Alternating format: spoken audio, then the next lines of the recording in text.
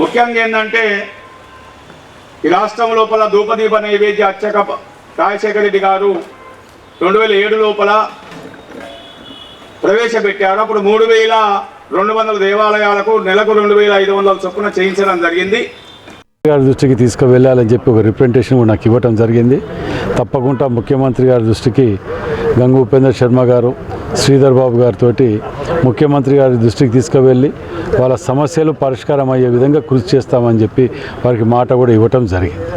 ఇందులో కొంతమంది దొంగలు చేరారంటున్నారు. దాన్ని ఎక్కడో అందరు మంచుకుంటారు. మీ దాంట్లో 20 మంది ఉన్నారు, అందరు మంచుకున్నారా? ఎవడో ఒకడు వెళ్తాడు. మా దాంట్లో రాజకీయ నాయకులు ఉన్నారు, మా దాంట్లో కూడా వెళ్తాడు. ఎందుకు వెళ్ళారు? వాళ్ళ మీద చర్య డీజీ గారికి కంప్లైంట్ చేసి ఆ బ్లాక్మెయిలింగ్ రాజకీయాలు చేసుకుంటూ అవతల అంటే కొందరు ఎట్లా తయారైనట్టు ఈ రోజులలో అన్ని డిపార్ట్మెంట్ల రాజకీయాలు కానీ ఎందులో కానీ మంచిగా ఇంట్లో కూర్చొని నలుగురిని బెదిరించుకొని తిని బతకడానికి అలవాటు పడిపోయినారు. ఈజీ ఎర్నింగ్ మనీ, ఉత్తగా సంపాదించుకొని బతకాలి, పని చేయ కష్టపడ్డాడు వాడు. ఈయన ఏం చేస్తాడు, ప్రదీప్ ఏం చేస్తాడు, ఏం సంపాదిస్తాడు, ఈ 3 ఫోన్లు ఎక్కడన్నా ఈయనకు 7 వస్తానే పైసలు అని చెప్పి నేను గెలికి దాన్ని పట్టుకొని నేను బ్లాక్మెయిల్ చేస్తాను, 5వ 10వ ఇస్తామని తిరుగుతుంటాడు తప్ప వాడు కష్టపడాడు, అర్చన చేయడు, పూజ చేయడు. ఇలాంటి వాళ్ళు బయట తిరిగి కూడా అవసరం మనకు లోపల పెట్టేయాలి. కాబట్టి అది డీజీ గారి దృష్టికి తీసుకెళ్తాం. Thank you. తెలంగాణ అర్చక సమాఖ్య ధూపదీప నైవేద్య అర్చక సంఘం ఆధ్వర్యం లోపల ఈరోజు వందలాది మంది అర్చకులు వివిధ ప్రాంతాల నుంచి, అన్ని జిల్లాల నుంచి కూడా తరలి రావడం జరిగింది. వారందరూ కూడా మీ ద్వారా ధన్యవాదాలు తెలియజేస్తూ, ధూపదీప నైవేద్య అర్చకులకు ఇవాళ అనేక సమస్యలు గ్రామ ప్రాంతాల్లో గ్రామ రాజకీయాల వల్ల ఉత్పన్నమవుతున్నాయి. దానివల్ల అర్చకుడు వారి జీవన విధానానికి సమస్య ఏర్పడుతున్నది.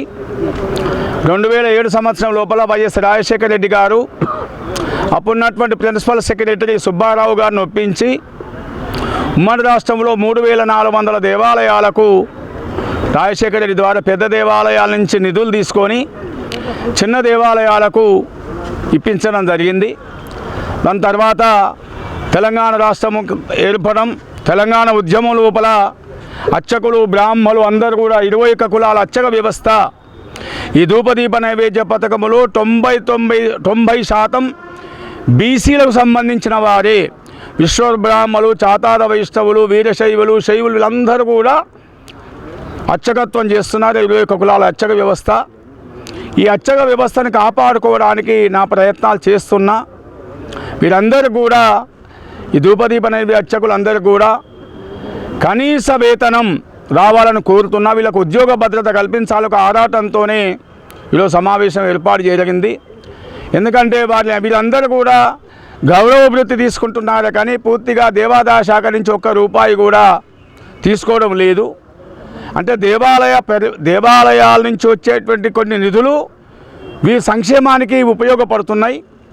ఇవాళ తెలంగాణ అర్చక సమాఖ్య ద్వారా వీరికి గ్రాడ్యుటీ, వీరు ఏమైనా చనిపోయినా రిటైర్మెంట్ అయినా కూడా ₹4 లక్షల మా అర్చక వెల్ఫేర్ బోర్డు సభ్యుడైనటువంటి నారాయణ స్వామి గారు అర్చక వెల్ఫేర్ బోర్డు సభ్యుడిగా ఉంటూ ఈ తీర్మానం చేయడం జరిగింది. దానివల్ల ఇవాళ అర్చకులందరూ కూడా ₹4 లక్షల వస్తున్నాయి ఏదైనా జరిగితే. సరే, పెద్ద దేవాలయాలతో కాకుండా చిన్న దేవాలయాలు బతకాలి. ఎందుకంటే గ్రామీణ ప్రాంతాల్లో ఆలయాలు సజీవంగా ఉంటానే వాళ్ళ ధర్మాన్ని రక్షించుకోవడానికి ఒక అవకాశం ఏర్పడుతుంది. సకాలంలో వర్షాలు పడడానికి అవకాశాలు ఉంటాయి. కాబట్టి దాని కొరకు ఏర్పాటు చేసిన ఈ పథకాన్ని మనం ₹6,000 చేయించడం తెలంగాణ అర్చక సమాఖ్యనే. దాని జీవో కూడా ఉన్నది. తర్వాత 2015 జనవరి 9వ తారీఖు నాడు ఇచ్చినటువంటి జీవో ఇప్పటి కూడా సెక్రటరియట్ పోతే ఎవ్వరికైనా తెలుస్తుంది. నా దగ్గర కూడా ఉన్నది.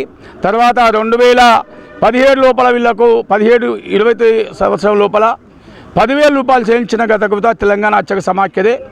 కాబట్టి వీటికి ఇంకా వేతనం పెంచాలి. వీళ్ళని పర్మనెంట్ ఉద్యోగుల అర్చకులుగా గుర్తించాల్సిన అవసరం ఉన్నది. ప్రతి దేవాలయంలో పూజలు నిర్వర్తిస్తున్నారు.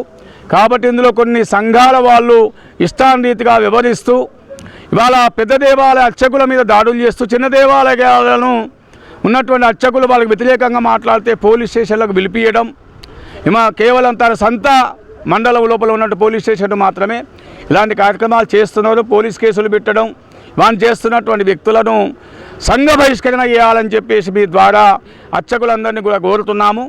కాబట్టి అలాంటి వ్యక్తి ఇవాళ ఎన్నో సమస్యలు సృష్టిస్తున్నాడు.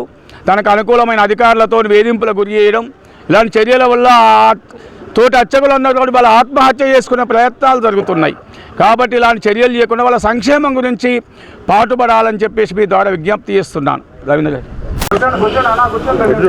గౌరవనీయులు గంగు ఉపేందర్ శర్మ గారి ఆధ్వర్యం లోపల ధూపదీప నైవేద్య అర్చకులు అందరూ కూడా సమైక్య సమావేశం ఏర్పాటు చేయడం జరిగింది.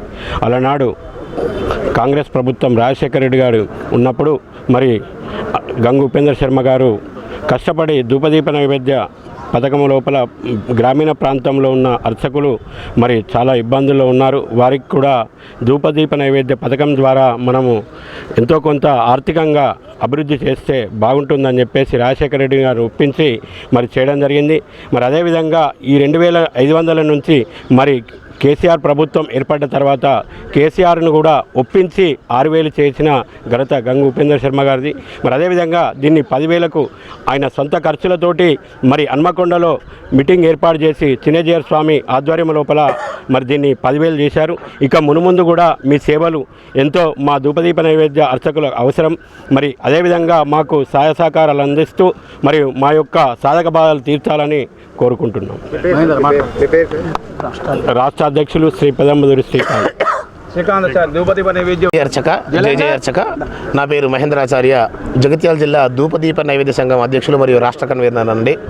ఈరోజు మేమందరం కూడా వరంగల్ 1000 స్తంభాల దేవాలయంలో ఉండేటువంటి గంగు ఉపేందర్ శర్మ గారిని కలవడం జరిగిందండి. ఎందుకంటే మా అర్చకుల సమస్యలన్నీ కూడా ఇంతకుముందు వారు ముందుండి నడిపించారు. అట్లాగే మున్ముందు ఉన్న రోజుల్లో మాకు ఉండేటువంటి ఆర్థిక ఇబ్బందుల దృష్ట్యా మా జీతాల పెంపు కోసం వారిని కలవడం జరిగింది. వారు కూడా సానుకూలంగా స్పందించి ఈ విషయాన్ని ముఖ్యమంత్రి గారి దృష్టికి తీసుకెళ్లి మాకు త్వరలో శుభవార్త చెప్పడం జరిగింది. కనుక రాష్ట్ర ప్రభుత్వం, రాష్ట్రంలో ప్రజలు లోకా సంస్థ సుఖినో భవంతు, సర్వేజన సుఖినో భవంతు అనేటువంటి నినాదంతో మేము అందరం కూడా ఉంటాం. కనుక మా అర్చకుల యొక్క బాధల్ని ప్రభుత్వం ఆలకిస్తుందని తెలియజేస్తున్నామండి. జై అర్చక, జై జై అర్చక.